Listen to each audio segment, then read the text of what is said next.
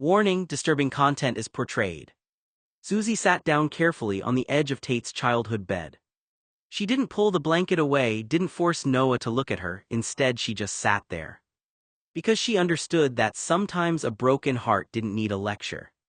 It needed someone to stay. "Hey, hey, hey," Susie whispered as she stepped closer and gently placed her hands on Noah's shoulders. His entire body was shaking beneath her touch, his sobs coming in waves that he could barely control.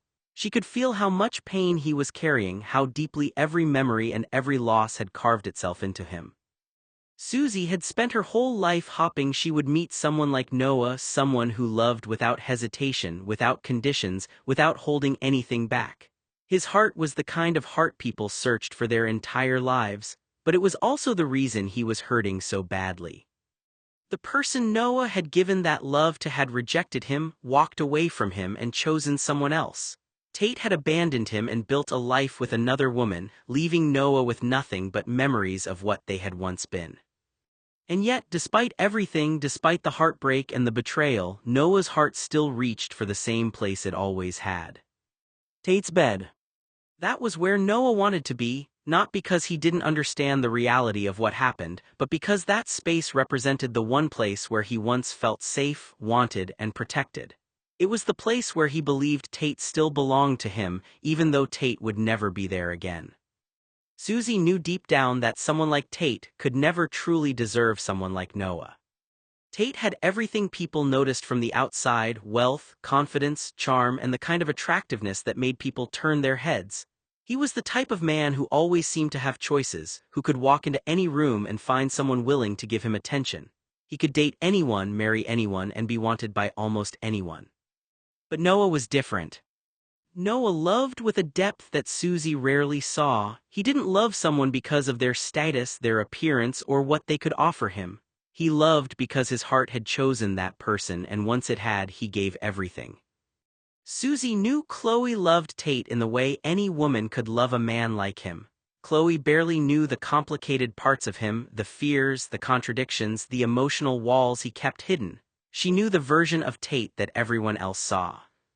Susie had spent time asking the people closest to Tate what they really knew about his feelings. She asked Jack, Bree, Mark, Andrew, Anna, and anyone else who had been around him for years. Their answers were always the same. They weren't sure Tate truly loved Chloe. The only time many of them had even seen Tate and Chloe together before the wedding was when Tate brought her to their house. After that, there was almost nothing. No obvious affection, no stories about them being inseparable, no moments where Tate seemed completely devoted to her. Then came the rehearsal dinner the night before the wedding. Even then, Susie noticed something was missing. Tate was careful. He hid whatever he was feeling behind his usual confidence and charm. He played the part everyone expected him to play. But Susie had learned something about Tate. The hardest emotions to hide were often the ones that mattered the most. Susie knew that Tate was still a man, flesh and blood, with feelings, desires, wants, and needs. She knew there had to be something beneath the surface. No one was truly empty. And yet, except for physical attraction and desire, Susie had rarely ever seen Tate show a genuine need for anyone. That was what unsettled her the most. Tate was guarded in a way she had never seen before. He was like a stone wall that no one could climb, no matter how hard they tried. His expression rarely changed, his emotions stayed locked away, and his eyes often carried a coldness that made people feel like they were standing in front of someone unreachable.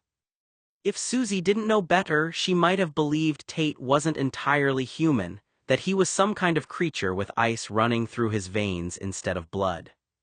Tate could have almost anyone he wanted. Women were drawn to him. They saw his wealth, his confidence, his appearance, and the power he carried. Susie believed he could charm someone one night and then, by morning, become completely detached, telling them to leave as if they had never mattered. But Noah was the one exception. Noah was the person who made Tate's walls crack, even if only for moments. Noah was the person who seemed to reach something inside Tate that no one else could touch. Susie sometimes wondered if Tate had ever truly allowed himself to have a heart. The way he treated people, the way he avoided vulnerability, and the way he buried every emotion made it seem like he had convinced himself that needing someone was a weakness. It was one of the reasons Talia, his own mother, had once called him a stone-cold bastard. Not because Tate had no feelings, but because he had spent so long refusing to show them that everyone around him began to believe he didn't have any at all. Susie had never seen Tate in love.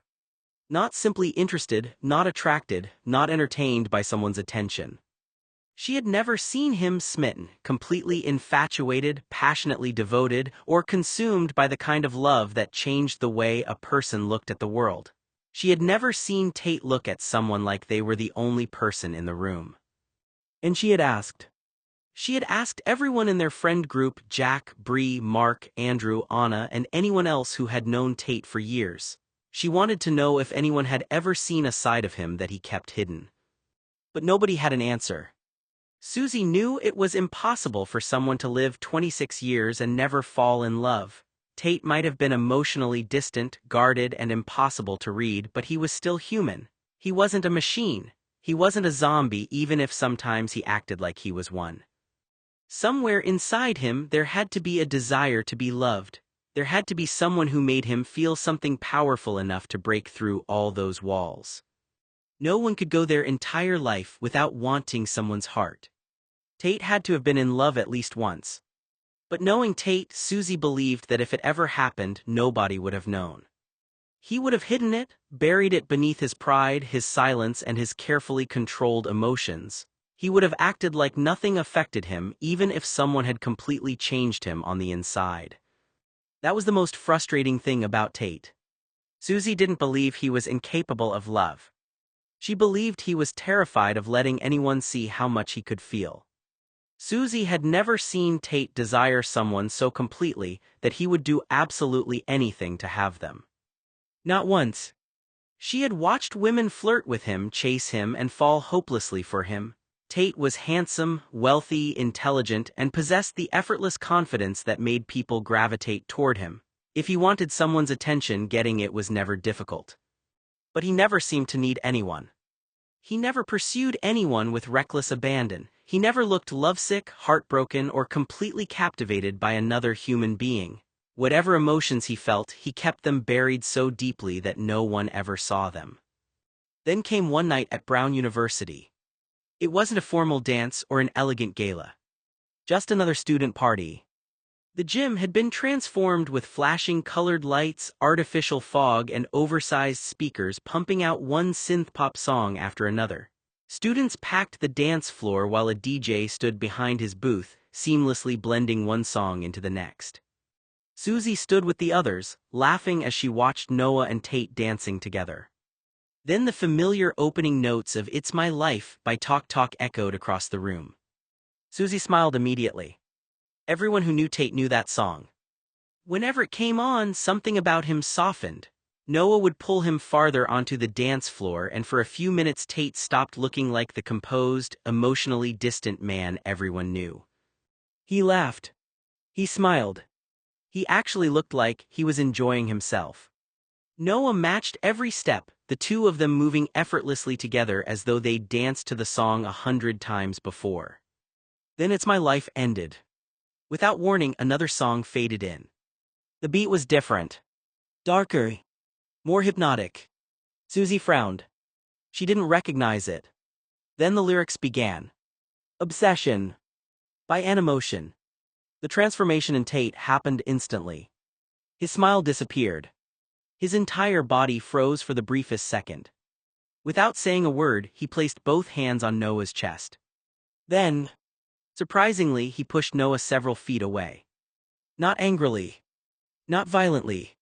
Just firmly enough that Noah stumbled backward in confusion. "What was that about?" Noah asked later. At the time, though, Tate never answered. Instead, he turned and walked toward an empty section of the dance floor. Then he began dancing. Alone. Except, it never looked like he was alone. Susie had never forgotten what she saw. The cold, disciplined, emotionally reserved Tate simply vanished. In his place was someone else entirely. He moved with a freedom she had never witnessed before. He wasn't carefully watching everyone around him. He wasn't worried about appearances. He wasn't trying to impress anyone. He danced like a carefree 15-year-old who had forgotten the rest of the world existed. His shoulders relaxed. His laughter rang out over the music. He spun effortlessly, smiling so openly that Susie barely recognized him. She had known Tate for years. She had seen polite smiles, confident smiles, sarcastic smiles, victorious smiles. But never this one. This smile was genuine. Warm. Almost innocent. For a few extraordinary minutes, Tate looked happier than she had ever seen him. Yet the strangest part wasn't his dancing. It was the way he seemed to be dancing with someone. His eyes followed invisible movements. Every few seconds he reached outward as though expecting another person to be there. He laughed at moments when no one had spoken. Occasionally he stepped sideways, paused, then turned as though someone invisible had just spun him around. It looked less like a man dancing by himself, and more like someone reliving an old dance from memory. When the song finally ended, everything changed. The smile faded. The laughter stopped. His posture straightened. Within seconds the familiar Tate had returned. Reserved. Controlled. Unreadable. He walked back toward Noah as though nothing unusual had happened. No explanation. No apology. No acknowledgement that for 4 minutes he'd seemed like an entirely different person. The memory lingered with Susie long after graduation. Eventually she asked Noah about it. Noah looked puzzled. Tate always did that, he admitted quietly. What do you mean? Whenever Obsession came on, even back in high school, he'd push me away. Susie blinked. Every time. Noah nodded. Every single time. And he never told you why. No. What did he do? He danced by himself. Susie thought back to what she had witnessed. No, she murmured. He didn't. Noah frowned. What? He wasn't dancing like someone who was alone. That was exactly what had bothered her for years. He had moved as though another person occupied the empty space in front of him. As though someone only he could see was laughing with him, spinning him around and sharing that dance. The image had stayed with her ever since. What made the mystery even stranger was that every childhood memory Tate had ever shared involved Noah. Every important story from his early years included Noah somewhere in it. They had grown up together. If there had been a memory connected to that song, Noah should have recognized it. But he didn't. Susie asked Jack. Nothing. She asked Bree. She didn't know. Mark couldn't remember. Andrew simply shrugged. Anna had no answers either. No one, not a single person, remembered Tate ever talking about Obsession, dancing to it, or associating it with anyone from his past. It was as though the song unlocked a hidden part of Tate's life that existed outside every story anyone else knew. A private memory. A forgotten chapter. A ghost of a happier boy who surfaced for only 4 minutes whenever that song played. Then disappeared again before anyone could ask him why. Years later, Susie finally decided to ask Tate about the song. The memory had lingered in the back of her mind ever since that night at Brown University. Every time she thought about the way he had pushed Noah away, smiled like a carefree teenager, and danced as though someone invisible were beside him, she found herself wondering the same question. One afternoon when they were alone, she casually brought it up. Tate, she asked, why do you like that song, Obsession? For the first time in the conversation, Tate went completely still. He didn't answer right away. His eyes drifted toward the floor, and the silence stretched just long enough for Susie to notice it. When he finally spoke, his voice was calm. It reminds me of sex. Susie blinked. That's it. Tate shrugged, his expression returning to its usual unreadable calm. No nostalgia, just sex. The answer didn't make sense. Not after what she had witnessed. She remembered the smile on his face that night at Brown. She remembered the laughter, the carefree dancing, and the strange look in his eyes as though he had been reliving a memory instead of listening to a song. That wasn't the face of someone thinking about sex. It was the face of someone remembering. So she pressed him. Does it remind you of an event? No. A place? No. A memory? Tate hesitated for the smallest fraction of a second. No. Susie studied him carefully. Then she asked one final question. A person. The reaction was immediate. Tate flinched. It was almost imperceptible, a slight tightening of his jaw, a flicker in his eyes, a breath caught just a little too long, but Susie saw it. She had known him for too many years to miss it. For the briefest moment, the carefully constructed mask slipped. Then it was gone. Tate looked away before answering. It just reminds me of high school, he said evenly. Good times. Susie held his gaze. She didn't believe him. Not because she could prove he was lying. She couldn't. But because that answer didn't fit the man she had watched on the dance floor all those years before. No one smiled like that over good times. No one danced with invisible steps because they were thinking about high school in general. And no one flinched at the word person unless that word had struck somewhere they hadn't expected. Tate had recovered almost instantly, his face once again becoming unreadable. The conversation moved on. He never mentioned the song again. Susie never brought it up again either. But from that day forward, she became convinced of one thing. Whatever obsession truly meant to Tate, it wasn't the song itself that haunted him. It was someone. Obsession by Animotion. You are an obsession, you are an obsession.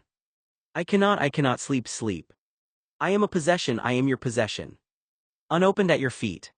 There's no balance, there is no balance. No equality, no equality.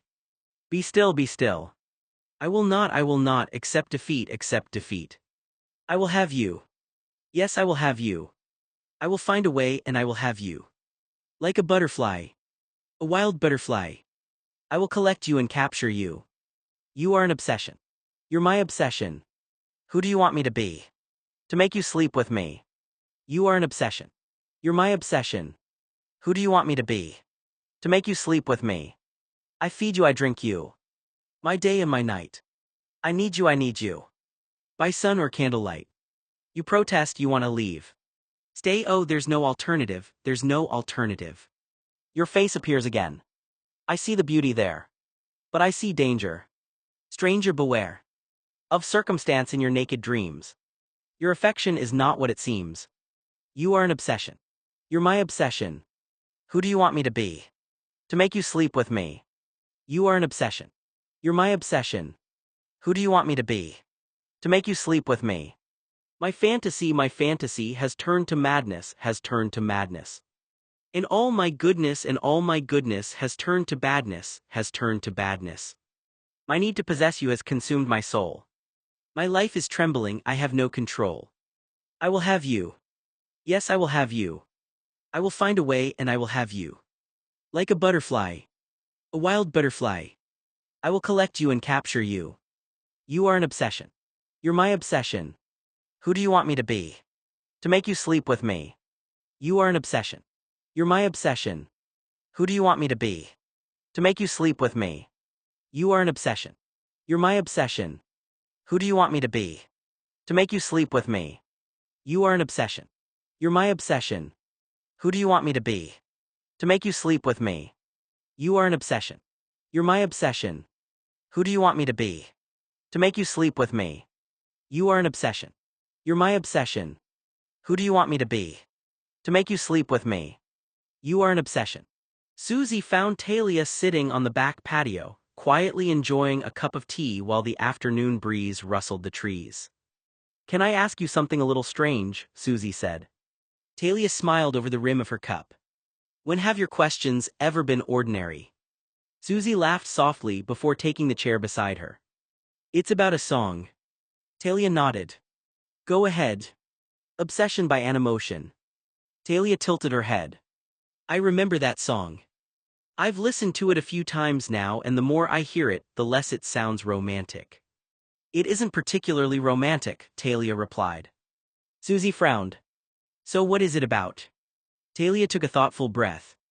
The song explores obsession rather than healthy love. It's written from the perspective of someone whose desire has become distorted. The person isn't expressing mutual affection or respect. They're describing a fixation that overwhelms judgment. So it isn't saying, I love you. No. Talia shook her head. Healthy love recognizes another person's choices, boundaries, and autonomy. Obsession ignores those things. The song intentionally blurs the line between attraction and compulsion, making the listener uncomfortable. Susie leaned forward. It almost sounds like the person can't accept the word no. That's one reasonable interpretation of its themes, Talia said. The narrator comes across as consumed by another person. Rather than accepting rejection or distance, they remain fixated. So it's psychological. Very much so.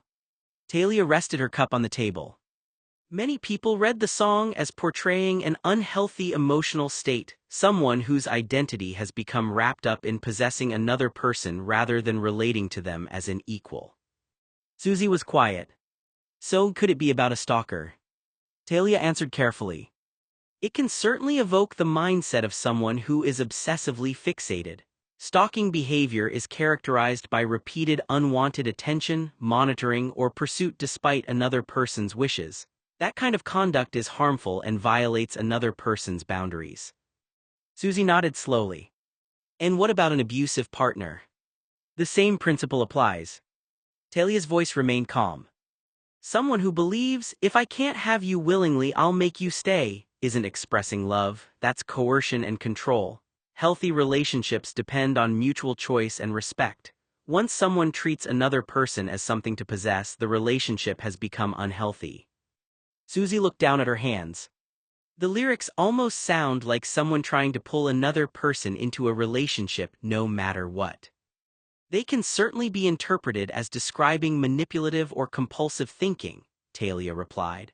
Whether the listener imagines an overbearing admirer, an emotionally controlling partner, or another kind of unhealthy fixation, the central theme is that the narrator's desire has overwhelmed their ability to respect the other person's independence. So the point isn't that we're supposed to admire the narrator. Exactly. Talia smiled faintly. Songs often tell stories from flawed or even disturbing perspectives. That doesn't mean they're endorsing those perspectives, sometimes they're exploring them. Susie thought for a long moment. So if someone listened to that song and thought, that's romantic, they'd probably be missing the point. I think they'd be overlooking an important distinction. What distinction? The difference between devotion and possession. Talia folded her hands together. Devotion says, I care about you and I respect your choices even if they're painful for me. Possession says, your choices don't matter because I want you anyway. Those are completely different mindsets. Susie nodded. The second one is frightening. It can be. Talia looked out across the yard. People sometimes confuse intensity with love, but intensity alone isn't evidence of love. Someone can feel overwhelming desire and still behave in ways that are selfish, manipulative, or harmful. Real love isn't measured by how impossible it is to let go. It's measured by whether you continue to respect another person's dignity, freedom, and consent. Susie let those words settle. So the song is really about what happens when someone's fixation becomes unhealthy. That's one common way people interpret it. Talia smiled thoughtfully. The upbeat music almost disguises how unsettling the lyrics can feel. They invite listeners to think about how attraction, if left unchecked by empathy and respect, can become something much darker. At that moment, footsteps echoed through the hallway behind them. Both women turned. Noah walked quietly through the open patio door carrying a folded blanket over one arm. He slowed when he realized they were talking but didn't interrupt. Sorry, he said with a small, apologetic smile. I didn't mean to eavesdrop. You weren't, Talia replied warmly. Noah nodded politely and continued toward the backyard, leaving the conversation behind. Susie watched him go before quietly saying, someone like Noah deserves a love that's freely given. Talia's eyes followed Noah for a moment. Everyone does. Talia was quiet for a long moment before answering. To me, she said carefully, the man singing isn't describing love at all. Susie tilted her head. What do you mean? I hear someone who has become consumed by another person. He's not talking about earning her trust or building a relationship. He's talking about having her no matter what it costs. Susie listened without interrupting. The way I interpret it, Talia continued, He wants to lure her into his life by whatever means he can. He isn't respecting her choices. He's trying to pull her closer until she belongs to him. So it's manipulation. I think so. Talia folded her hands together. The song has always struck me as the voice of someone who sees another human being less as a partner and more as a possession. A possession. Imagine someone who catches a beautiful butterfly. Susie nodded. Most people would admire it while it's free. Talia looked out the window.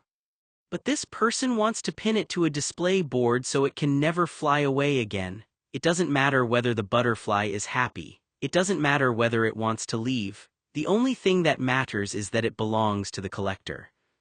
Susie shivered. So the woman becomes a trophy. Exactly. Talia sighed. To me, that's the unsettling part. The narrator doesn't seem interested in mutual love. He sounds interested in ownership. She paused. I've always imagined him thinking, if I can just get her into a relationship with me, if I can convince her to stay, then she'll finally be mine. Susie frowned. That's frightening. It is. Talia nodded. His fixation has become so overwhelming that the other person's wishes barely seem to exist in his mind.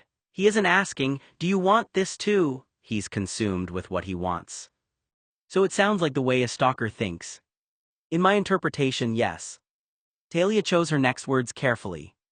It reminds me of someone who cannot accept rejection, someone who keeps pursuing another person because they believe their own desire matters more than the other person's boundaries. That's the kind of mindset that can become controlling and deeply unhealthy. And an abusive partner. It can resemble that as well. Talia's expression grew serious. When someone starts viewing another person as something to own instead of someone free to choose, they've crossed a dangerous line. Healthy love respects consent, independence, and the possibility that the other person may walk away. Obsession refuses to accept those realities. Susie looked thoughtful. So it isn't a duet between two lovers. No. Talia shook her head. Not the way I hear it. She looked down at her untouched tea.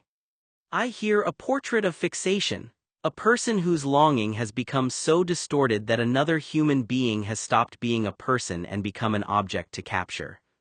She looked back at Susie. That's why I've never found the song romantic. What do you find it? Unsettling. Talia's voice was quiet. It sounds less like a love story and more like being invited inside the mind of someone who mistakes possession for affection.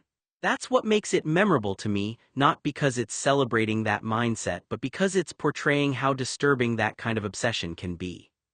The way I hear it, Talia said quietly, the male character in the song is basically describing the mindset of a stalker. He isn't singing about mutual love, respect, or two people choosing each other. He's singing about what he wants to do to a woman who, in his mind, has stopped being a complete human being. Instead, she has become an object of his fixation. Susie remained silent, listening. He doesn't seem interested in knowing her, Talia continued. He isn't asking what she wants, what she dreams about, or whether she even wants him in her life. From my perspective, she's become a prize to capture rather than a person to love. Talia took a slow sip of her tea before continuing. The character's thinking is frightening because his desire appears to outweigh everything else. If she says no, he doesn't seem prepared to accept it. If she walks away, he doesn't appear willing to let her go. His obsession convinces him that his wants are more important than her choices. Susie frowned. So he just keeps escalating. That's how I interpret it. Talia nodded. In that kind of obsessive mindset, coercion begins to feel justified. Manipulation becomes another tool. Threats become another tool. The obsessed person starts believing that anything is acceptable if it brings them closer to the object of their fixation. They stop respecting boundaries because, in their mind, boundaries are merely obstacles standing between them and what they believe they deserve. She paused. That way of thinking is deeply disturbing. Susie shifted uneasily in her chair. So he doesn't really care about her. I don't think he cares about her as a person, Talia answered. He cares about possessing her. There's a tremendous difference. Healthy love recognizes another person's humanity. Obsession gradually erases it. Talia looked out the window for a moment. The woman becomes less of an individual and more of an object. Her thoughts don't matter. Her feelings don't matter, her right to choose doesn't matter, everything revolves around satisfying his own desires. Susie slowly nodded. So in his mind, she'll belong to him one way or another. That's exactly what makes the character so unsettling to me. Talia's expression grew solemn. He has no respect for healthy boundaries. He cannot imagine accepting rejection because rejection threatens the fantasy he's built in his own mind. The more he fixates, the more entitled he feels. Eventually, he stops seeing another human being and starts seeing something to acquire, to keep, and to control. She folded her hands together. That's why I don't hear romance when I listen to it. What do you hear? I hear obsession that has become psychologically unhealthy.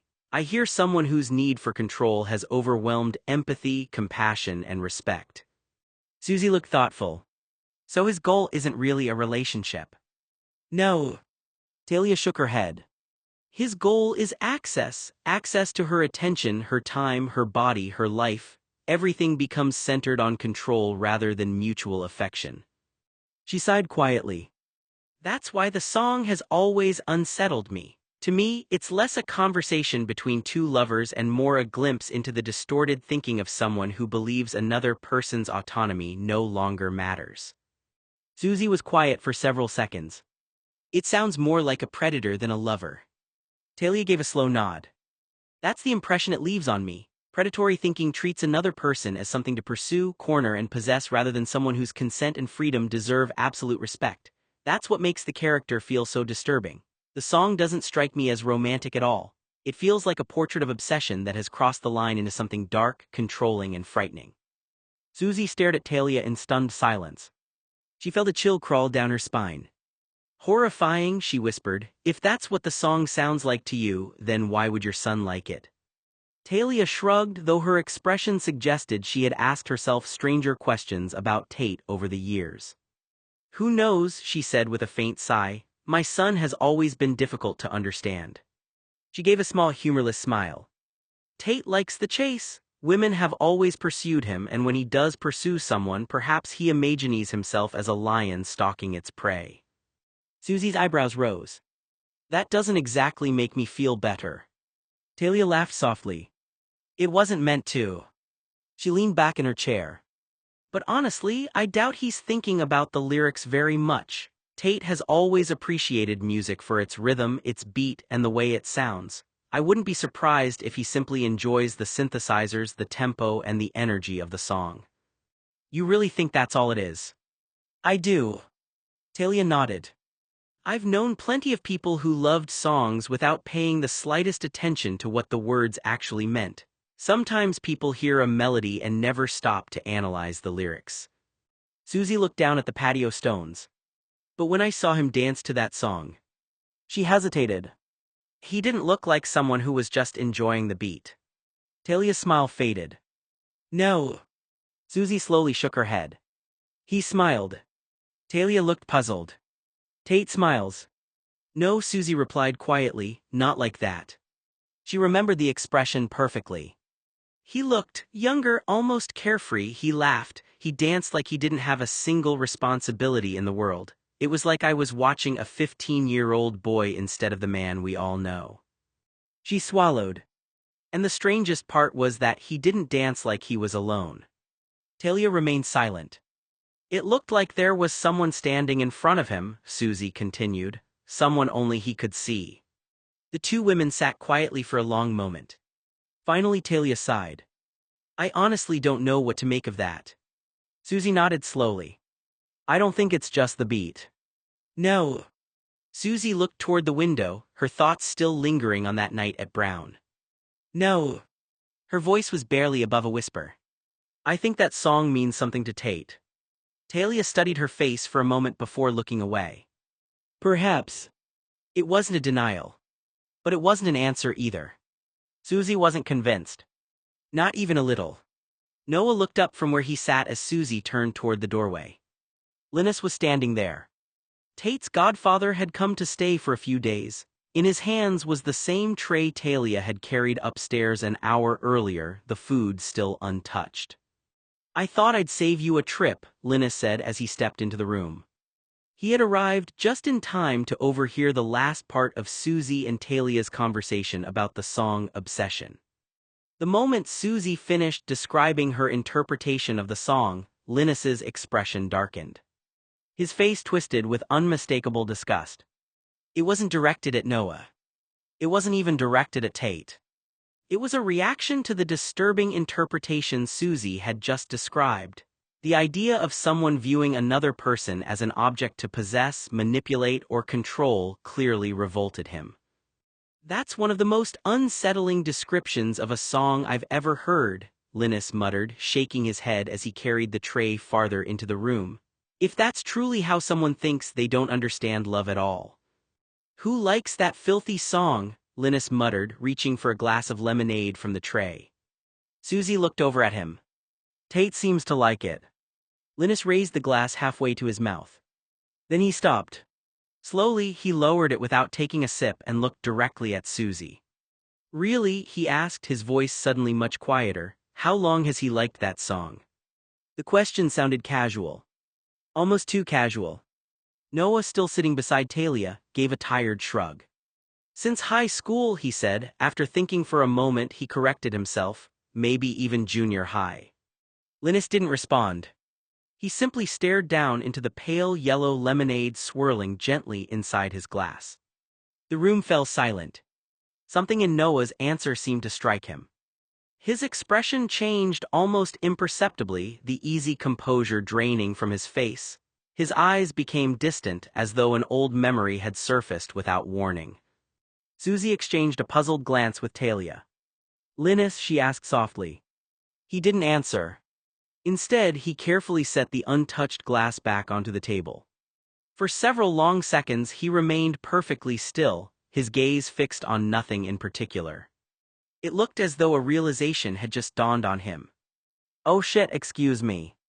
Without another word, Linus turned, walked out of the room, and quietly headed upstairs. The three of them watched him disappear. Noah frowned. What was that about? No one had an answer. The room remained silent long after Linus disappeared up the staircase. Susie was the first to speak. "Did anyone else think that was strange?" Talia nodded slowly. He looked like he remembered something. Noah wiped at his eyes. He asked how long Tate had liked the song. "And when you said junior high," Susie added, "it was like something clicked." No one moved. The silence grew heavier by the second. Upstairs, Linus stopped outside the guest bedroom and quietly closed the door behind him. He rested both hands on the dresser and lowered his head. "No." The word barely escaped his lips. His breathing became uneven as memories he had not visited in years came rushing back. "Surely not." He closed his eyes.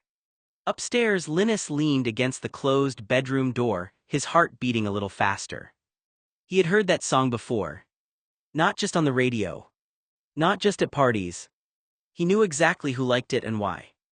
The realization settled over him with uncomfortable certainty, and for several moments he simply stood there, saying nothing. Downstairs, Susie let out a long, frustrated sigh and threw her hands into the air. "Why does it always feel like whenever I bring something up, everyone else suddenly knows what I'm talking about except me?" she complained. "Then nobody tells me anything." Talia gave her a sympathetic smile but remained silent. Susie looked at Noah. "Do you ever feel that way?" Noah thought for a second before a faint smile tugged at the corner of his mouth. "Every day," he replied. "I'm usually the one left out." Susie folded her arms. Noah chuckled softly. "Although," he added, "I do feel that way anytime Wayne's around." Susie blinked. "You do?" Noah laughed quietly, the first genuine laugh anyone had heard from him all day. "Every conversation with Wayne feels like everyone else got the instruction manual except me." Even Talia couldn't help smiling. "For once," she admitted, "I know exactly what you mean." The room relaxed for the briefest moment, the tension easing just enough for everyone to breathe. Then Susie looked toward the staircase where Linus had disappeared. Her smile slowly faded. He remembered something. Noah followed her gaze. "Yeah. And whatever it was." Susie frowned. "I don't think it had anything to do with the song itself." Noah's expression became thoughtful. No, he said quietly. I think it had everything to do with the person who used to listen to it. By dinner time, the conversation had drifted back to the song. The dining room was unusually quiet as everyone picked at their meals. Susie looked around the table before finally deciding to ask the question that had been bothering her all afternoon. Can I ask something? Several heads turned toward her.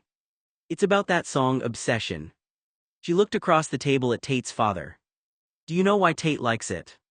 The question had barely left her mouth before Linus suddenly choked on a bite of his Caesar salad. Cough and cough.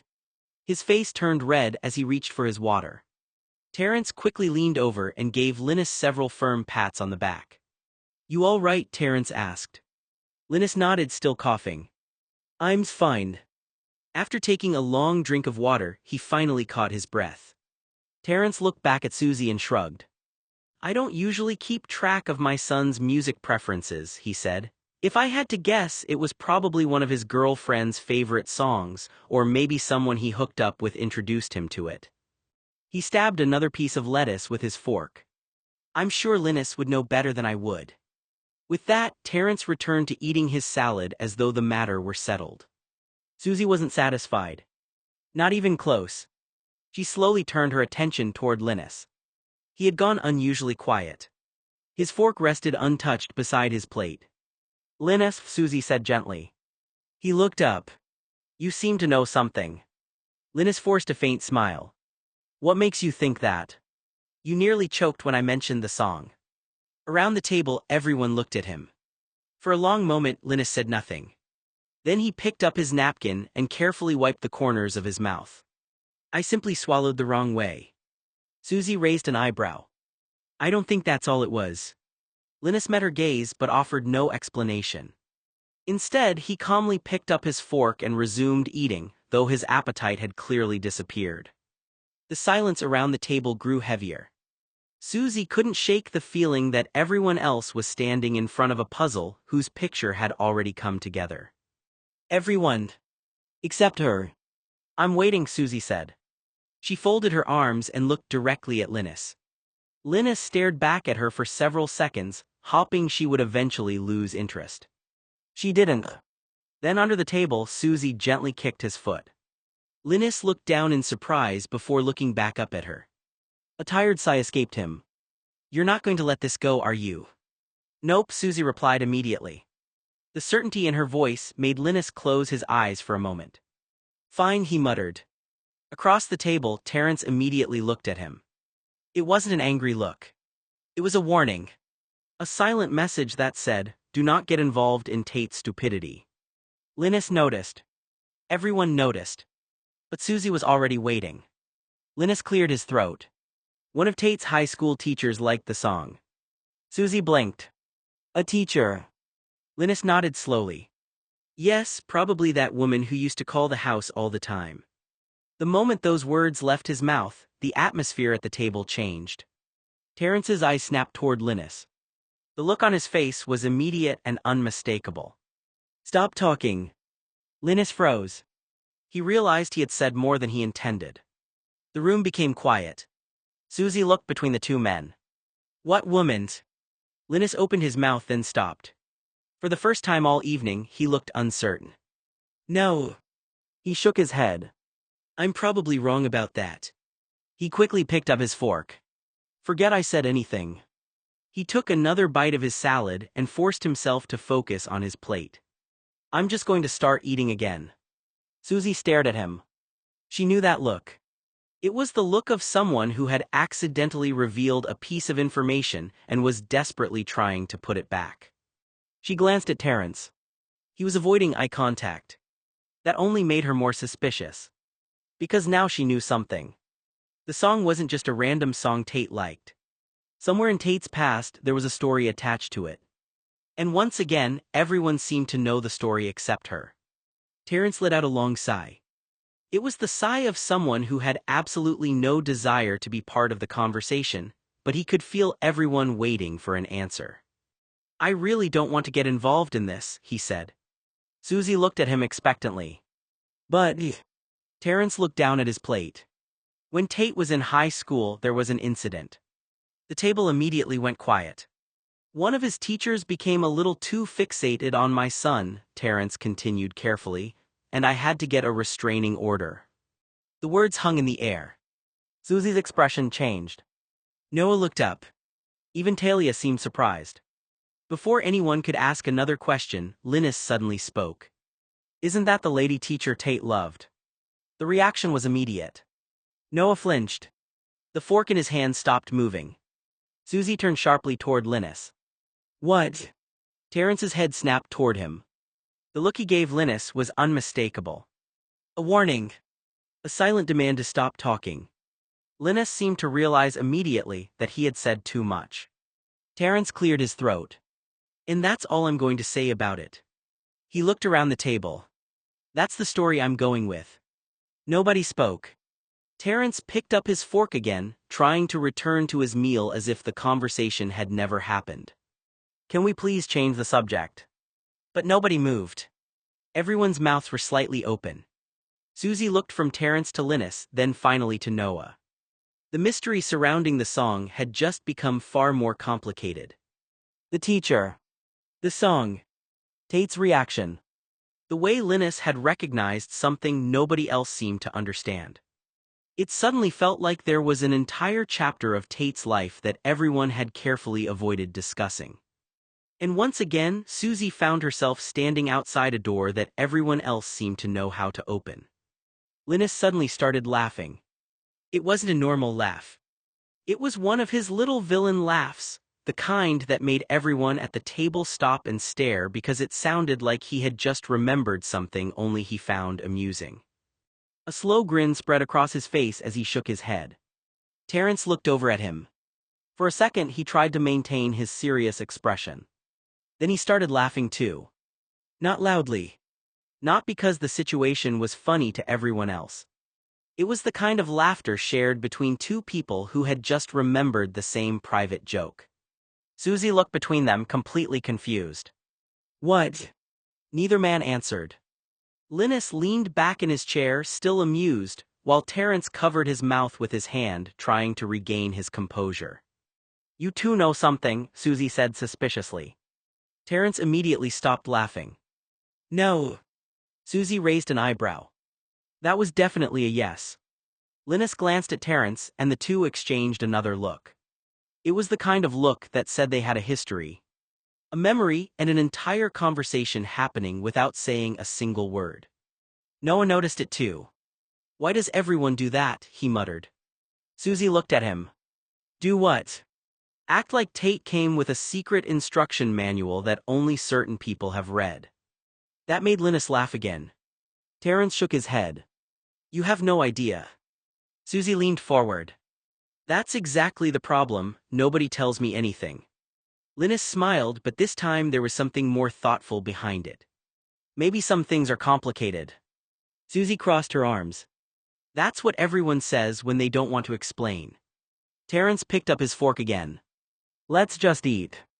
But the damage was already done. The song. The teacher.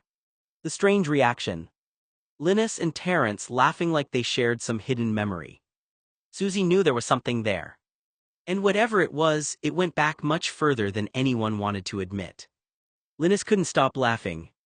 He shook his head, wiping at the corner of his eye as the memory clearly amused him more than anyone else at the table. You remember Terrence, Linus said between laughs. That woman called this house 1,000 times a month. Terrence immediately looked uncomfortable. Linus. No, I'm serious, Linus continued. She would call and sometimes not even say anything, just sit there on the phone. Susie stared at him. What? Linus looked toward her. I know it sounds unbelievable. He shook his head with a grin. Tate is strange, my godson has always been strange, but I have never heard him encourage something like that, not once. Terrence rubbed his forehead. This is not a conversation we need to have at dinner. Linus ignored him. Eventually, I think she left town. I heard she got some psychological help afterward. Susie listened carefully. And Tate paid for it. Linus nodded. That's what I heard. He leaned back in his chair. The strangest part was that she convinced herself Tate had some secret feelings for her. She had built this entire idea in her head that there was something between them. Linus laughed again, though there was a hint of disbelief behind it now. It was embarrassing for everyone. Terence gave him a warning look. "Linus." "What?" Linus said, holding up his hands. "I'm just saying what happened." The table went quiet. Susie looked from Linus to Terence. "So the song." Linus's laughter faded slightly. His expression changed. For the first time, the memory seemed less funny. "The song was probably just a song," he said. But the way he said it made Susie wonder if he believed that. Because everyone at the table had the same reaction when Tate and that song were mentioned. Everyone remembered something. Everyone except her. "That female teacher," Linus said, still laughing in disbelief, "wasn't paid nearly enough by the school district to believe she was going to become the next Mrs. Tate Blue." The comment made Noah go still. Immediately, he remembered the phone calls. The ones before Brown. The ones after they had left. The strange, uncomfortable calls that would come in at odd hours. The way Tate would look at the phone and his entire expression would change before pretending everything was normal. Noah remembered Tate telling him about the teacher years later, the teacher who had become fixated on him, who had crossed boundaries, and who had made him feel like he was constantly being watched. Noah looked at Linus. "Then why would Tate like that song?"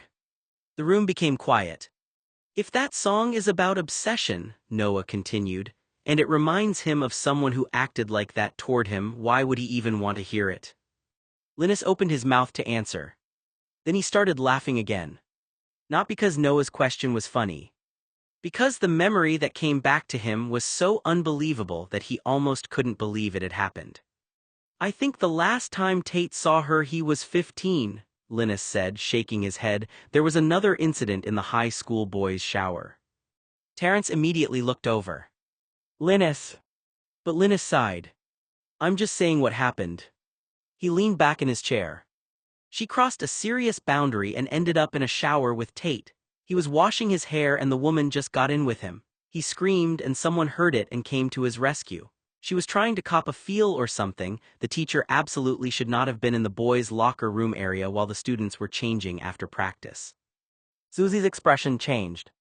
"What?" Linus nodded. "It caused a huge scene." Tate was terrified. He wasn't embarrassed in the way people might assume. He was genuinely frightened because someone who was supposed to be an authority figure had ignored every normal boundary. Noah felt his stomach twist. He remembered Tate mentioning it. Not in detail. Tate never liked talking about it. He remembered the way Tate had described feeling trapped, confused, and unsure of who he could trust. Linus shook his head. "She was caught, and after that, things finally became serious enough that adults had to step in." He laughed again, but this time it sounded uncomfortable rather than amused. It was one of those situations where everyone looked around afterward and wondered how it had gone on for so long. Terence gave Linus a sharp look. "That's enough." Linus stopped. He looked around the table and seemed to realize he had revealed more than he intended. The laughter faded. He reached for his drink. "Anyway." A pause. "I think we should change the subject." Susie watched him carefully. The sudden shift didn't escape her. Neither did the way Terence seemed relieved. Neither did the way Noah had gone quiet. Because now she understood why the song had bothered everyone. It wasn't just a song about obsession. It was connected to memories. And some of those memories were clearly ones Tate had spent years trying to forget. Linus shook his head, still unable to believe the memory. "It's rather unbelievable," he said. "Tate was just trying to finish practice and clean up afterward. He had no idea she was even there." Susie watched him carefully. "What happened?" Linus sighed. "That woman crossed a boundary she never should have crossed. She had become so fixated on Tate that she convinced herself she had some kind of special connection with him." Noah went still. He remembered those years. The phone calls. The uncomfortable feeling whenever Tate mentioned her. The way Tate tried to pretend it didn't bother him. Linus continued. "Tate was scared. It wasn't some romantic moment. It wasn't flattering. He was a teenager who suddenly realized an adult who should have known better had completely lost perspective. Susie frowned. And this happened more than once. Linus nodded. For 12 years she just wouldn't give up. He shook his head. I remember thinking, how does someone convince themselves that this is normal? How do they look at another person and decide their own feelings matter more than that person's comfort? The table became quiet. I think she was obsessed with Tate, Linus said. The laughter had faded from his voice now. She had created this entire story in her own mind, and Tate was just the person she attached it to. Susie frowned. What do you mean? Linus shook his head slowly. She had convinced herself that there was some kind of future between them. She wasn't seeing Tate as a teenager who was uncomfortable with the attention. She was seeing a version of him that existed only in her imagination. He paused. She got it into her mind that she was going to have a life with him, that somehow one day she would become part of his family. Noah looked down. The idea made him uncomfortable. Linus sighed. She even talked as if she believed she was going to have Tate's children someday. The table went completely silent. She was 10 years older than him, Linus added. Susie stared at him. 10 years. Linus nodded. That's what made the whole situation so disturbing. It wasn't a normal crush. It wasn't a harmless admiration. She had built an entire fantasy around someone who didn't share those feelings. Terrence looked away, clearly wishing the conversation would end.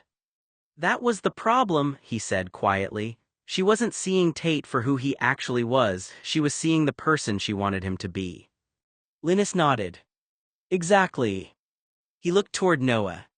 That's what obsession does, it replaces reality with a story someone creates in their own mind. No one spoke. The room felt heavier than before. Finally Terrence sighed. Can we please talk about something else? Terrence finally put down his fork. Linus.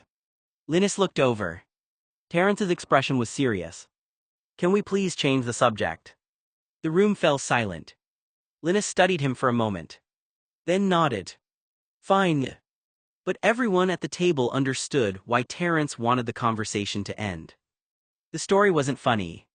It was a reminder of something Tate had experienced long before anyone understood how deeply it affected him. I actually still have one of her letters, Linus said. The entire table looked at him. Susie blinked. You do? Linus nodded.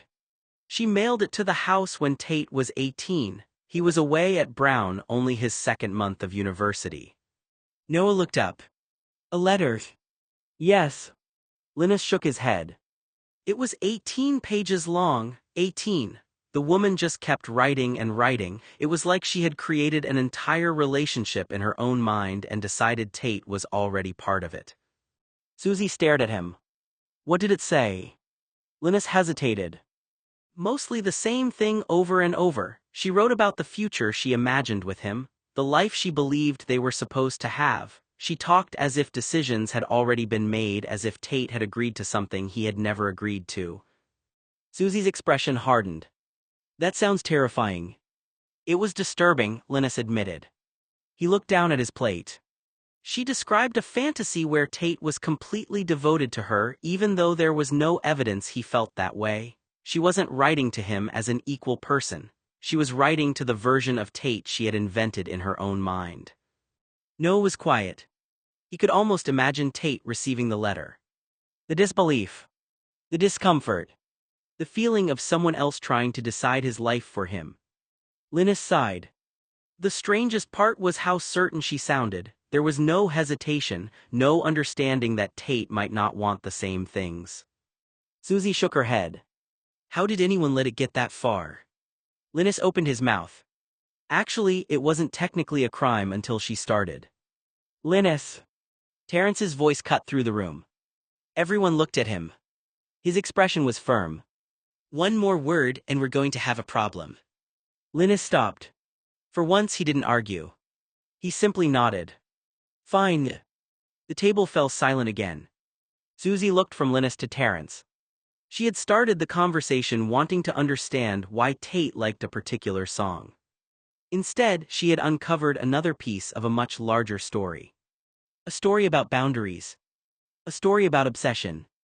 And a story about how often Tate had been forced to deal with people who wanted to define him instead of knowing him.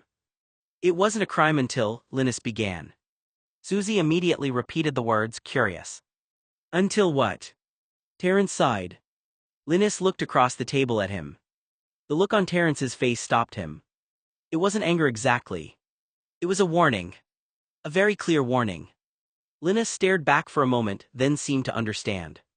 Susie, however, kept watching him. She leaned forward slightly, silently encouraging him to continue. What happened after that? She asked. Linus opened his mouth. Then closed it. He looked at Terrence again. Terrence's glare became sharper. No. Enough. Linus let out a breath. Without saying another word, he picked up his plate. Where are you going? Susie asked. Upstairs. Why? Because apparently I have terrible judgment about how much of Tate's history people need to hear over dinner. He gave a small shake of his head and walked away from the table. Susie watched him disappear up the stairs. Terrence waited until Linus was gone before speaking. Enough of that. The table became quiet. We don't need to discuss Tate's private business in front of non-family. He paused. Then he corrected himself. Actually, I mean blood relations. Susie looked at him. So everyone who isn't family doesn't get to know. Terrence sighed. It's not about secrets, it's about respect. He glanced toward the staircase.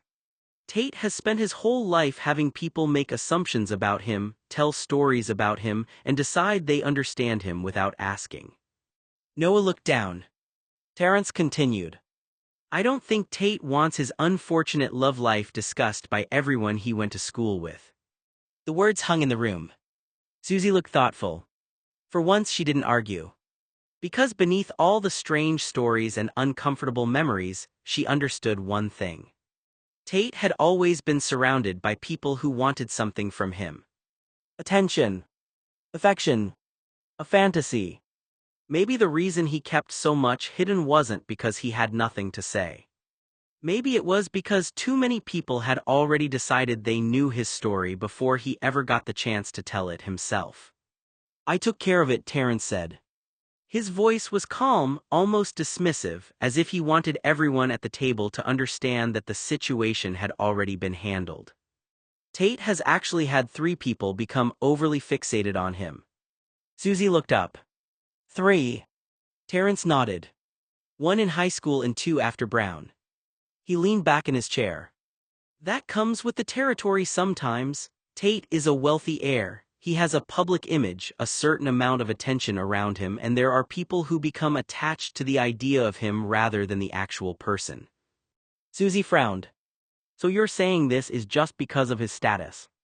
Partly. Terrence shrugged. Tate has received letters from all kinds of people over the years. Some are simply intense admirers, some cross boundaries, but everything was handled. He looked around the table. There is nothing happening now, they are not around, the situations were dealt with. Noah remained quiet, but he noticed the way Terrence carefully chose his words. It wasn't something we ignored, Terrence continued. When someone crosses a line, you address it. Susie folded her arms. And these were usually women who knew him. Terrence nodded. Most of the time, yes. He sighed. Usually people who had some kind of interaction with Tate. Sometimes people who had fucked him, sometimes people who had been involved with him casually, and sometimes people who built an entire fantasy around a brief connection. The table became quieter. That's the difficult part, Terrence said. When someone is wealthy, attractive, and constantly in the public eye, some people don't see them as a normal person. They see a symbol, a dream, a person they imagine belongs in their life. Susie looked toward the stairs where Linus had gone. So Tate just learned to deal with it. Terrence shook his head slightly. No, he learned to hide how much it bothered him. That answer stayed with everyone. Because for all of Tate's confidence, arrogance, and reputation, there was another side that most people never saw. The side of someone who had spent years having others decide who he was supposed to be. Noah was quiet for a moment before looking across the table. Did any of those people ever enter this house? Everyone looked at him. Or my house. Terrence stopped eating. Slowly he placed his fork down. Why would you ask something like that, Noah? Noah shrugged slightly. I'm just wondering. But the expression on his face told them it wasn't just a random question. Terrence watched him carefully. Why? Noah hesitated. Because at least once or twice in my green Rambler I woke up in the morning and I could have sworn someone had been inside. The room became quieter. Like what? Susie asked. Noah looked down at the table. Like the day Tate got married. Everyone stopped. I had this feeling, Noah continued. Like someone had been there. A year and a half before Tate got married, I found a glass on the dining room table. A glass? Terrence asked. An alcohol glass. Noah nodded. I know it sounds strange, but I don't remember putting it there. I don't remember anyone coming over, it just appeared. Terrence studied him. And you think it was connected to Tate? I don't know. Noah looked uncertain. Do you think Tate might have a new stalker? For a moment nobody spoke. Then Terrence laughed. Not cruelly. More like he was trying to break the tension. Noah, it's probably Tate playing a prank on you. Noah didn't look convinced. Terrence continued. And if it isn't Tate, then trust me, Tate would have taken care of it. He picked up his fork again. That's probably why he put cameras and a security alarm system in your house. Noah looked up. Before Joey died. Terrence nodded. Before Joey died, before he got married. The answer made Noah pause. Because suddenly, something that had always seemed strange made a little more sense. The cameras. The alarm system.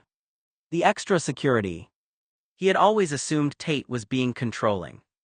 But maybe there had been another reason. Maybe Tate knew things Noah didn't. Maybe Tate had been protecting him from something he never explained. Don't worry about your pretty little blonde head, Terrence said, trying to reassure Noah. I heard about a year ago that the woman who was obsessed with Tate back in high school died of breast cancer, so you don't have to worry about her anymore. Noah looked at him, but he didn't seem completely comforted. Terrence continued. And your security system would have told you by now if somebody got into the house. The cameras and alarms would have picked it up. Noah hesitated.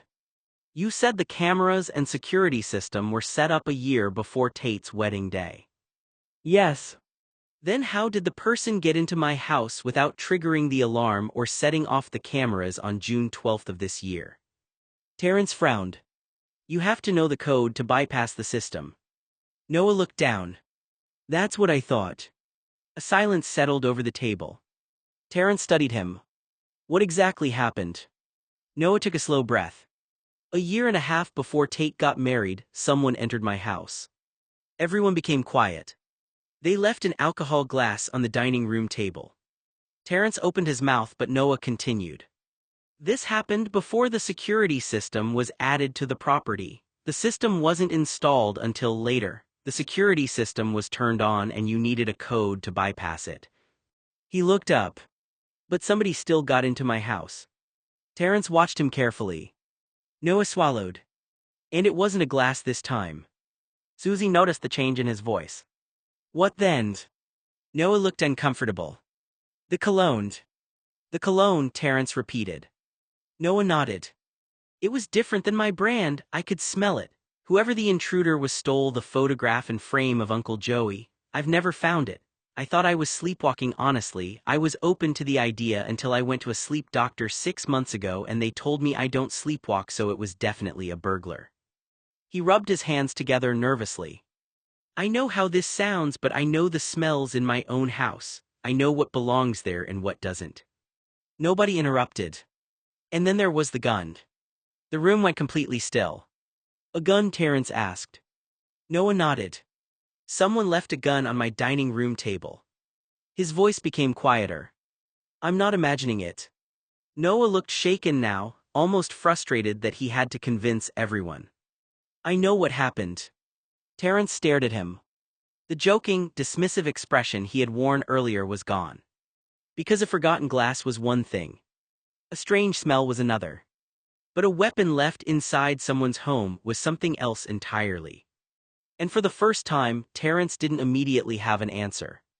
That's the weirdest thing, Noah said quietly. Everyone at the table looked at him.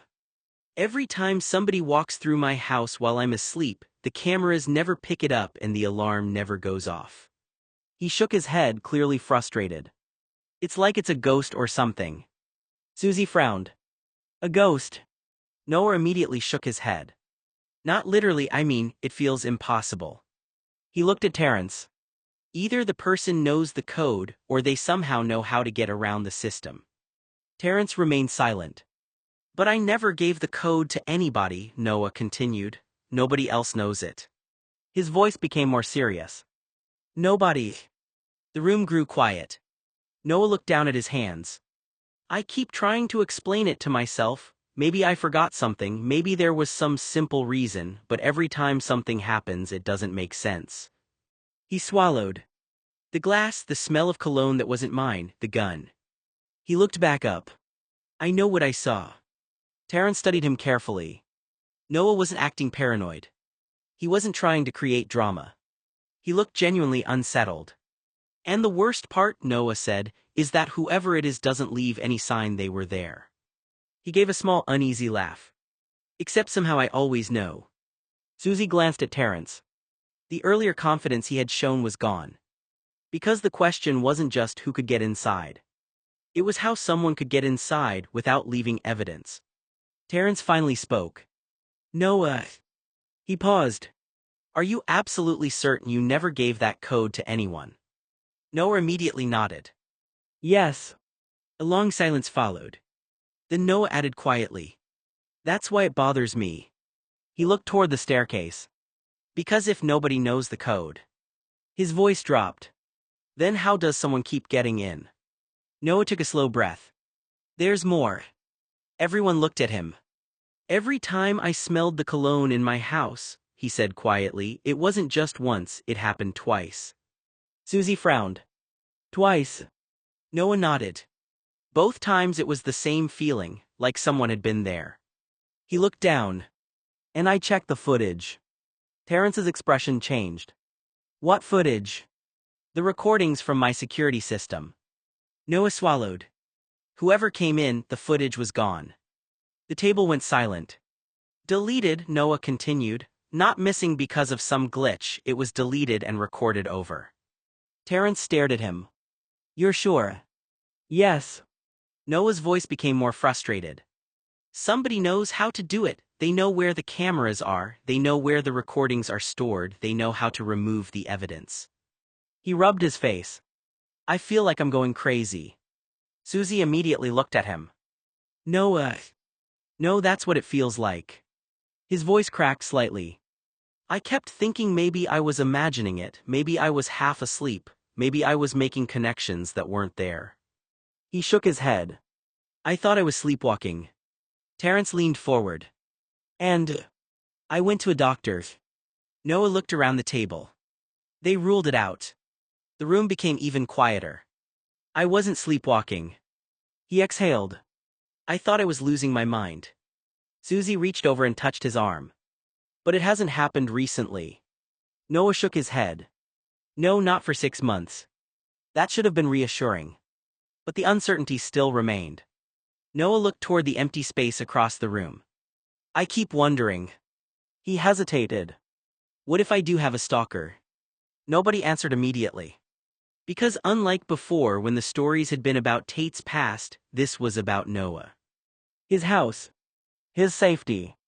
His feeling that someone had entered his private space and left behind things that made no sense. Terrence finally spoke.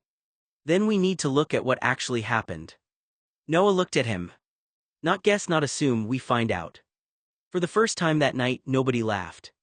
Because Noah wasn't telling a strange story. He was telling them he had been afraid in his own home. Don't get me started on that phone call. Noah's voice became quieter. Everyone looked at him. The call I received on June 12. The date alone made the room change. The day of the wedding. Susie frowned. What happened? Noah swallowed. Someone called me early in the morning, it woke me up. He stared down at his hands. They didn't say anything. A pause. They just breathed into the phone. The table went silent. They were drinking something, I could hear it.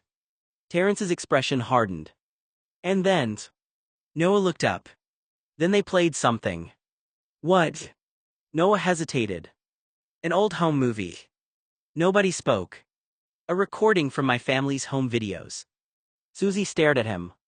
How would someone even have that? That's what I keep asking myself. Noah shook his head. That footage isn't online, it isn't somewhere anyone can just find, it's in boxes in the attic. His voice became more frustrated. The call lasted 45 minutes.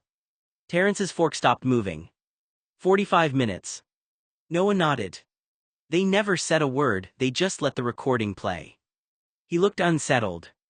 I kept listening because I was trying to figure out who it was, I was trying to understand how they got it. Susie looked concerned. Noah, I know how this sounds. He rubbed his face. But first the glass, then the cologne, then the gun, then the missing security footage. He looked around the table. And now someone has a private family recording that they shouldn't have. Nobody interrupted. Noah's voice dropped. I think I have a stalker. The word sat heavily in the room. Terrence no longer looked amused or dismissive. Because this wasn't just a strange coincidence anymore. It was a pattern of events that had left Noah feeling watched, invaded, and afraid in his own home. Susie reached for his hand. Why didn't you tell anyone about this before? Noah looked away.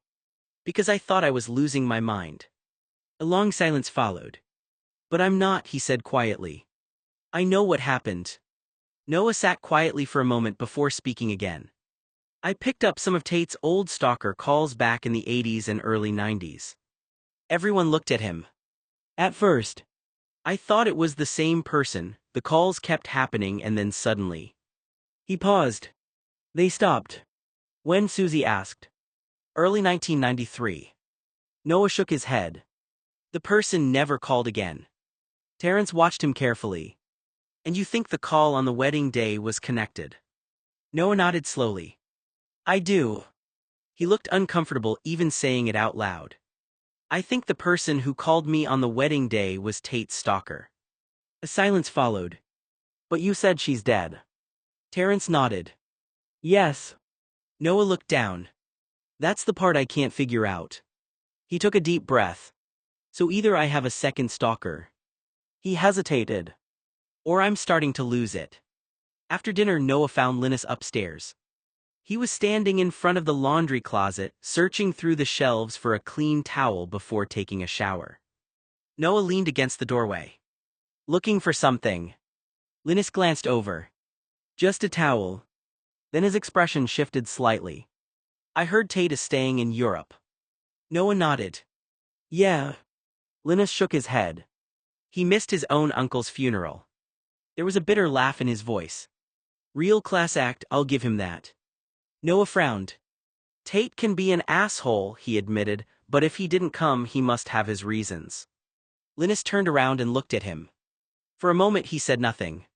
Then he laughed. Not a happy laugh. A knowing one. You really would do that, wouldn't you? Noah looked confused. Do what? Forgive him. Linus placed the towel over his shoulder. Rationalize every decision he makes as some beautiful expression of Tate's inner goodness. The sarcasm in his voice was obvious. Noah sighed. That's not what I'm doing. Linus raised an eyebrow. Isn't it? He shook his head. My godson is a selfish, entitled brat. The words were harsh, but there was something complicated underneath them. Not hatred. Frustration. Tate has always been brilliant, charming, capable of getting whatever he wants. Linus sighed. But that doesn't mean every choice he makes is right. Noah looked down. Linus continued. He's too old for me to spank him anymore. A small smirk crossed his face. Unfortunately. Then his expression became serious. But I don't have to agree with his decisions. Noah was quiet. Because that was the strange thing about Linus. He could criticize Tate more harshly than anyone. But underneath every insult was the fact that he cared. He wasn't defending Tate. He wasn't excusing him. He was simply someone who loved him enough to admit when he was wrong. Noah followed Linus into the bathroom, still thinking about everything they had talked about downstairs. Linus stepped inside and began getting ready for a shower. He reached for a towel, then closed the door and locked it. Noah looked at him suspiciously. "Why did you lock the door?" Linus turned around with a mischievous smirk. "Do you want to join me?" Noah froze. He stared at him. "What?" Linus raised an eyebrow. "The shower." For a moment, Noah couldn't even respond. "I cannot believe Tate's godfather is trying to seduce me," he thought. "No," Noah finally said, "absolutely not." Linus laughed. "No. No." Noah shook his head in disbelief. "You're twice my age." Linus smiled. "I'm in my 50s. Exactly." Linus shrugged. "So what?" Noah stared at him. "You're seriously asking me that?" Linus laughed. "I'm just a lonely old guy." "No, you're Tate's godfather." "That too." Noah shook his head, unable to believe the conversation was happening. If Tate ever found out about this, he'd lose his mind. Linus grinned. "Probably. He'd probably beat you up." "That's exactly why you can't tell him." Noah folded his arms. "So now you're asking me to keep a secret?" Linus pointed at him. "See, you understand." "No, I don't." Linus laughed again. Linus was already removing his shirt, peeling every last piece of clothing from his own body in one fluid motion. The fabric hit the floor with soft thuds, leaving Linus completely bare, his cock half hard and rising fast. Noah's gaze snapped away, embarrassed and not desiring to see Tate's godfather this way. Linus grinned, stepping closer. His fingers went straight to Noah's shirt, popping the first button open with a quick flick. "I'm very discreet," he said, voice low. "I would never tell Tate about us. You don't have a relationship with him anymore, so I don't think it would matter. I wouldn't tell him. It'll be a little secret." Before Noah could pull back, Linus grabbed his wrists and hauled him into the shower. The door slammed shut behind them. Hot water pounded down instantly, soaking through Noah's shirt and pants in seconds. Linus shoved the blonde hard against the slick tile wall, one hand already working at the remaining buttons. He yanked the wet fabric apart, exposing Noah's chest, then leaned in and pressed his mouth to Noah's. Linus kissed Noah until the blonde's hands came up fast, shoving Linus back. "Don't," he said, voice tight. "I don't want to." Linus paused, water streaming down his face. "You sure?" He leaned in again, lips brushing Noah's jaw. "You don't owe Tate anything. The way he treated you, he doesn't deserve you. We only live once." Linus moved to kiss Noah again, but Noah twisted his head away. "I don't want to do that." Linus's expression darkened. He didn't step back. Instead, he crowded closer, pinning Noah against the wall with his body. "Is it because I'm old?" he asked, voice flat, "or I don't look like Tate?" "It's not because you're old," Noah clarified quickly, "and it's not because you don't look like Tate." Linus looked at him, amused but listening. "I just don't want to do that with you, that's all." Noah's voice was calm and sincere. "I'm sure you're a very attractive guy." Linus raised an eyebrow. That sounded like a very polite rejection. "Because that's what it is," Noah said. He shook his head slightly. "I'm in a relationship. Riley and I are dating. We don't have an understanding of exclusively yet. I'm not looking for extracurricular activity." He paused. "And I just don't want complications. I don't think Tate would like it, and even if it didn't bother him, it would just make it weird if anyone found out." Linus studied him for a moment. Noah wasn't trying to insult him. He wasn't making excuses. He was simply being honest. Noah added, "I should go." He stepped toward the door, then stopped. "It's flattering that you asked me, really." Linus looked surprised. Noah continued, "I'm not single." With that, Noah unlocked the bathroom door and walked out. The moment the door closed, Linus stood there quietly. Linus had noticed Noah 9 years ago when the young man was 17. How could he not? The boy looked like a blonde angel and he was sweet. Then he scowled, not because Noah had rejected him. Actually, he respected the fact that Noah had been direct. What bothered him was that he couldn't remember the last time he had found someone genuinely attractive. Years. And then Noah appeared. The blonde was beautiful, anyone could see that. Linus shook his head. "Seriously?" Because it wasn't only Noah's appearance. It was the way he cared about people. The way he stayed loyal even when he had every reason to walk away. The way he could talk about Tate with frustration, anger, and affection all in the same breath. Linus sighed. No wonder Tate had always been so protective of him. Who wouldn't notice someone like Noah? And honestly, Linus thought, who wouldn't be a little jealous of Tate? The man had spent years having someone that rare sleeping unclothed beside him for 22 years. Someone who looked like a dream but loved like a person. Someone who saw Tate at his worst and still searched for the good in him. Linus shook his head again. Of course, he muttered. After years of feeling nothing, the one person who caught his attention was the one person he couldn't have. Linus was left alone in the bathroom, staring at the closed door after Noah had walked out. He shook his head, frustrated with himself. The whole thing had started as an invitation, a way to get relief and get satisfaction. But somewhere along the way, Linus had realized he wasn't just aroused anymore. That was the problem. Noah had a way of affecting people without even trying. Downstairs, Susie had been looking for Noah when she decided to check upstairs. As she walked down the hallway, she stopped suddenly. There was Noah leaving the bathroom, his shirt in his hand and a confused expression on his face. Susie stared. Then she looked toward the bathroom door. Wait. Noah turned. What? Susie narrowed her eyes. You were just in there with Linus. Noah immediately knew where her mind was going. Nothing happened. That answer only made Susie more suspicious. Why are you coming out of a bathroom where Linus is taking a shower? Noah sighed. Because we were talking. Talking. Yes. Susie followed him as he walked toward Tate's old room. Noah. He opened the door and walked inside. Susie followed. Okay, explain. Noah turned around. Explain what? Why does Tate's godfather look like he was flirting with you? Noah froze. He was joking. Susie crossed her arms. Was he? Yes. She studied his face. Noah, I know you. You're terrible at pretending something doesn't bother you. Noah looked away. It was just Linus being Linus. Susie shook her head. That man spends half his time criticizing Tate and the other half acting like he knows everything about everyone. Noah sat down. Nothing happened. Susie softened slightly. Okay. A pause. But you have to admit this family is strange. Noah gave a small laugh. That's an understatement. Susie sat beside him. First Tate's secrets, then the stalker stories, then Linus. She shook her head. Sometimes I feel like everyone knows something except me. Noah looked down. You're not the only one. That answer caught her attention. Because Noah, more than anyone, understood what it felt like to be surrounded by people who seemed to know pieces of a story he had never been told. And somehow Tate was always at the center of it. What happened with Linus? Susie demanded. Noah looked at her. Nothing happened. Susie narrowed her eyes. Did he force himself on you? Noah immediately laughed. Don't be ridiculous, Susie.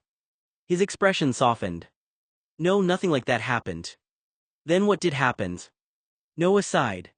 He tried to seduce me, that's all. Susie stared at him. He what? He made a joke, he asked if I wanted to join him, I said no. And that's it. That's it. Noah shrugged. It's not a big deal, these things happen. Susie shook her head. He's twice your age. Noah smiled slightly. Okay. Okay. Yes, okay. He looked at her seriously. I'm a young, attractive man, people are going to notice me, that's part of being who I am. Susie opened her mouth to argue, but Noah continued. I don't mind it honestly, someone can be interested in me, they can ask, I can say no.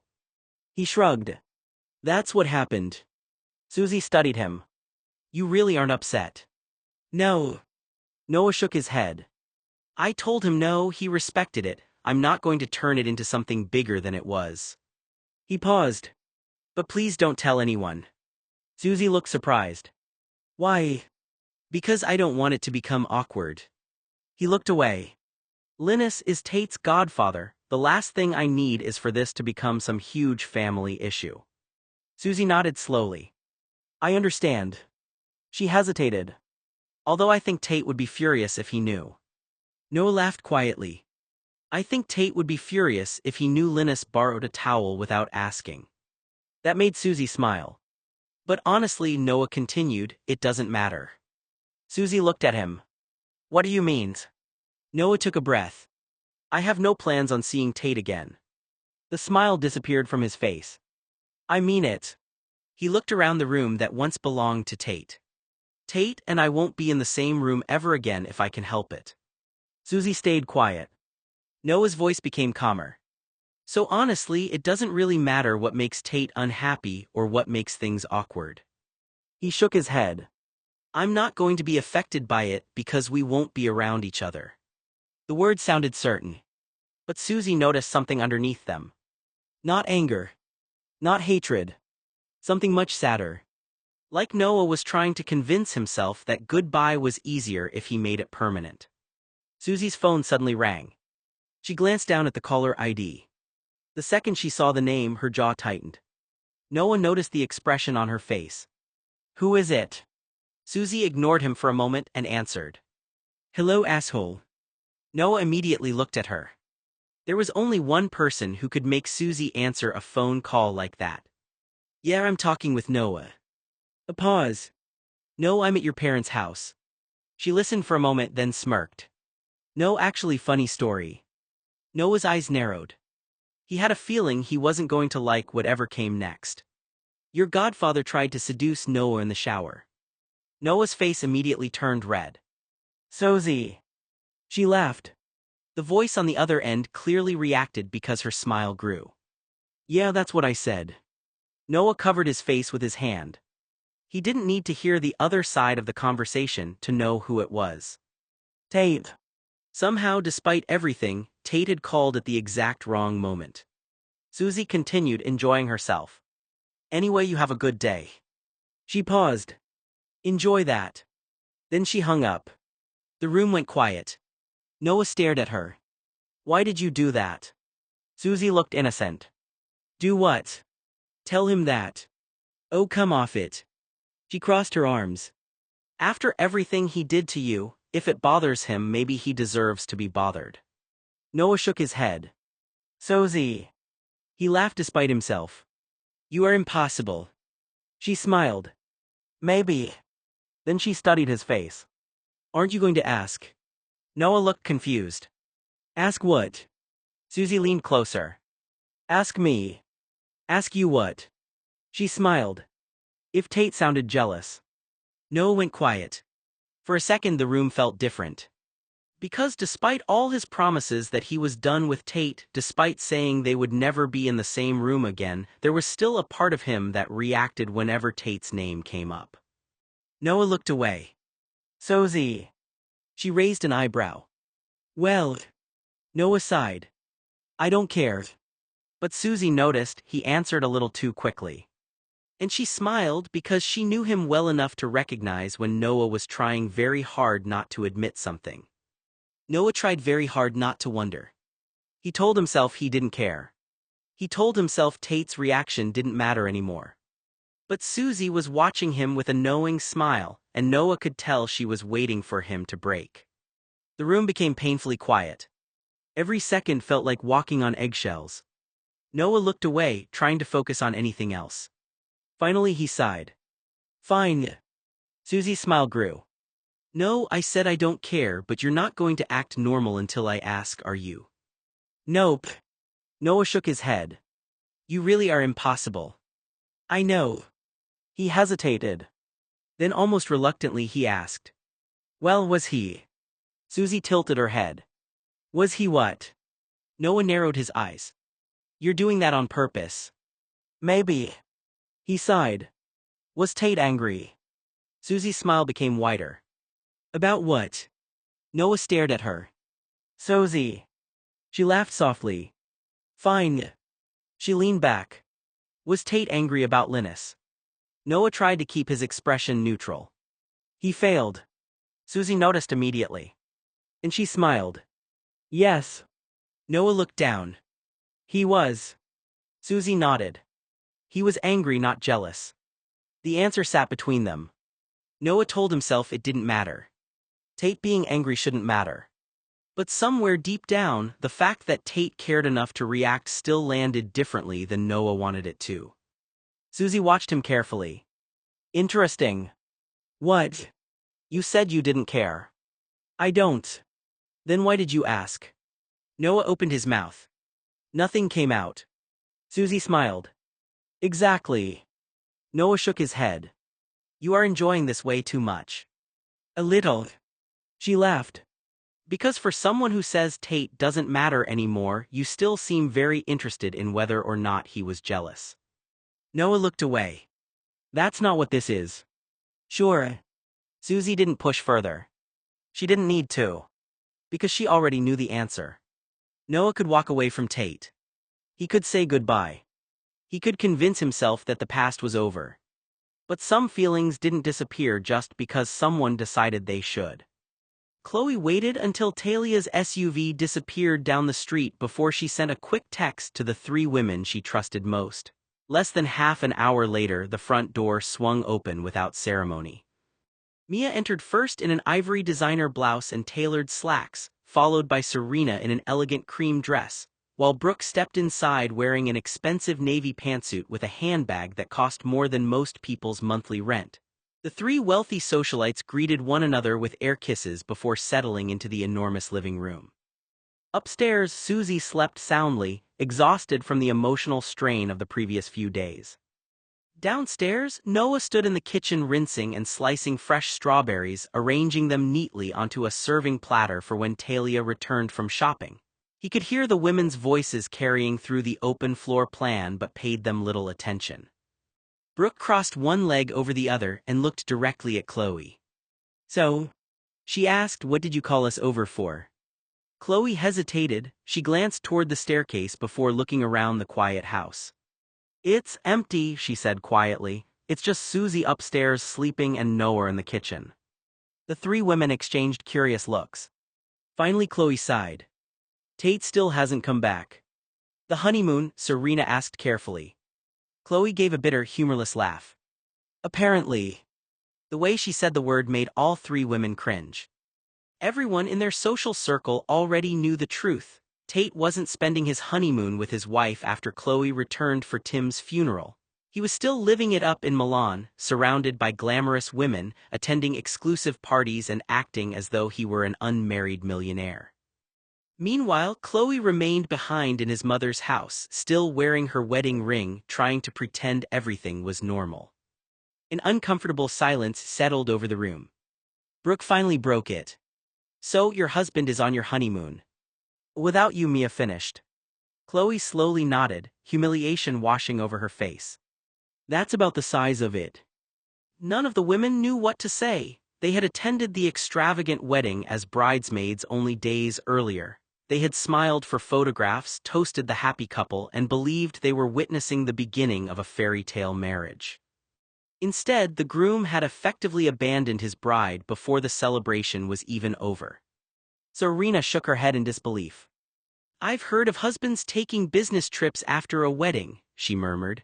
I've never heard of one staying Milan with other women while his wife waits at home grieving his uncle's death. And everyone knows, Brooke added softly. Chloe lowered her eyes. That's the worst part. From the kitchen, Noah quietly continued slicing strawberries. He hadn't intended to eavesdrop, but in a house that quiet, every word drifted through the hallway. He didn't interrupt.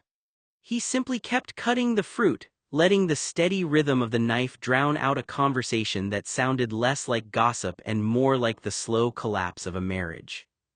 Brooke noticed Chloe's eyes beginning to water again and decided someone needed to steer the conversation somewhere else. Okay, Brooke said gently, let's change the subject. Chloe sniffled and nodded. So, Brooke continued, forcing a smile, how was the honeymoon before Uncle Tim died? Chloe swallowed. It was fine. Brooke blinked. Fine, she repeated, emphasizing the word. Terrence spent $5 million on that honeymoon and your review is fine. A small laugh escaped Serena. Mia covered her mouth, grinning. Brooke shook her head. You go somewhere like Europe, stay in castles and luxury resorts, eat at Michelin-star restaurants. That's supposed to be the trip of a lifetime. it isn't just fine. Serena laughed. Brooke has a point. Chloe smiled faintly despite herself. I mean, she corrected, it was great, it really was, we had fun. I've been to Europe before, but Tate picked destinations I'd never visited. That's better, Brooke said. Now you're sounding like someone who actually enjoyed herself. There was a brief pause before Brooke tilted her head curiously. So tell me something. Chloe looked up. What was Tate like? Chloe frowned. What do you mean? I mean, was he actually present, attentive, romantic, Brooke asked, or was he constantly on his phone, disappearing for hours, acting distracted with whores? Serena and Mia looked toward Chloe, equally interested in the answer. Chloe hesitated before answering. He was hard to read. That's the Tate everyone knows, Serena muttered. He could be charming one minute, Chloe admitted, and emotionally somewhere else the next. Brooke sighed. That sounds exhausting. It was confusing, Chloe said quietly. Sometimes I felt like I had his complete attention, and other times I felt like he was already thinking about something or someone else. The room fell silent. None of her friends laughed now. For the first time, they weren't hearing about an extravagant honeymoon. They were hearing about a marriage that had begun with uncertainty and was now overshadowed by Tate's unexplained absence. Meanwhile, from the kitchen, Noah quietly continued slicing strawberries, pretending not to hear the conversation unfolding just a few rooms away. Brooke noticed that Chloe had gone unusually quiet. Instead of looking at any of them, Chloe was absent-mindedly staring down at her own fingers, turning her wedding ring ever so slightly as though it were the most interesting thing in the room. Brooke smiled. Hey. Chloe looked up. Stop staring at your fingers like they're the most fascinating thing in the house. Serena laughed softly. She's been doing that for the last 5 minutes. Chloe blinked, realizing she'd been caught. A sheepish smile crossed her face before it quickly faded. You were about to say something, Mia reminded her. Go on. Yeah, Brooke agreed. You don't get to start a sentence like that and then stop. Chloe hesitated. It's silly. So, Brooke said, we've all said silly things. Chloe looked from one friend to another before lowering her eyes again. I must have just been tired, she said quietly, or maybe I saw something that didn't actually happen. Her cheek twitched involuntarily. The room instantly became attentive. Brooke frowned. What are you talking about? Chloe's expression immediately tightened. I don't want to talk about it. Why? Serena asked. Because it sounds crazy, Chloe admitted, trying to laugh it off. If I actually said it out loud, you'd all think I'd imagined it. No, we wouldn't, Mia replied. Chloe shook her head. I just don't want to add to everything else that's already happened. She tried to wave the conversation away. Can we please change the subject? No one spoke for a moment. In the kitchen, Noah stood motionless beside the cutting board. The strawberries he'd been slicing were forgotten for several seconds as he listened from the next room. His knife hovered over the half-cut berry in front of him. I must have been tired, or maybe I saw something that didn't actually happen. Those words echoed in his mind. Noah frowned. Chloe didn't sound embarrassed. She sounded unsettled. He slowly resumed slicing the strawberries, deliberately making enough noise that it wouldn't seem like he had been listening, but his curiosity had been thoroughly captured. What did she think she saw at the wedding? Whatever it was, she clearly believed it sounded unbelievable, and that made Noah wonder if it might be more important than Chloe realized. Serena gently slipped an arm around Chloe's shoulders and gave her a reassuring squeeze. It's okay, she said softly, we're your friends. Chloe kept staring at her hands. We've known each other since junior high, Serena continued. We survived the same prep school, those awful cafeteria lunches, and those impossible homeroom teachers. That drew a tiny smile from Mia. Serena smiled back. You can tell us anything. She paused before adding with a grin, if you told us Tate became an alien and ate the hotel staff. Brooke burst out laughing. Well, metaphorically. The room filled with quiet laughter, easing the tension for a few seconds. Even Chloe managed a weak smile before it disappeared again. In the kitchen, Noah lowered his knife. For the first time since the women had arrived, he genuinely felt as though he were intruding on something deeply personal. He hadn't meant to eavesdrop. The house was simply so quiet that every word floated through the open rooms. He considered walking outside.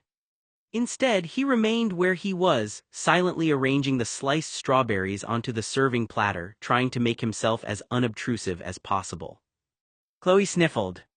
"Forget about the wedding," she whispered, "that was child's play." The laughter vanished. "It was like," she swallowed, "it was like my husband never came on my honeymoon at all." The words hung in the air. "I know that sounds stupid." "No," Serena said immediately. "It doesn't," Brooke agreed. Chloe looked down at her wedding ring again. "I spent my wedding night sitting on the edge of my bed." No one interrupted. Her voice grew quieter. "And Tate was talking to me." She hesitated. "Asking me everything I knew about his sex life." 3 confused faces stared back at her. Chloe shook her head. "No, that's not even the weird part." She rubbed her forehead. "He wasn't asking like it was his life." Brooke frowned. "What do you mean?" "He kept talking about Tate in the third person." Silence. "He talked like he wasn't Tate." Mia's eyebrows lifted. "He wanted to know everything about him, about Tate, like he was interrogating me." "Interrogating you," Serena repeated. Chloe nodded slowly. "Almost like a jealous partner asking questions about someone they were obsessed with." She laughed nervously. "I know." Another shake of her head. "I know how creepy that sounds." Her eyes glistened. "I just..." She struggled to finish the sentence. "I feel like I'm crazy." Brooke reached over and took her hand. "I keep wondering if I imagined it." "You don't sound crazy," Serena said quietly. "You sound confused," Mia added. "But you don't sound like you're making it up." In the kitchen, Noah had stopped cutting strawberries altogether. His hand rested on the handle of the knife, unmoving. His heartbeat had picked up. Tate talked about himself, in the third person. Noah replayed Chloe's words in his mind. Like he wasn't Tate. A chill crept up the back of his neck. That wasn't merely strange. It was deeply unsettling. Noah instinctively searched his memory, wondering whether he'd ever heard Tate do anything remotely similar. He couldn't recall a single time. He stared at the kitchen door trying to figure out Tate.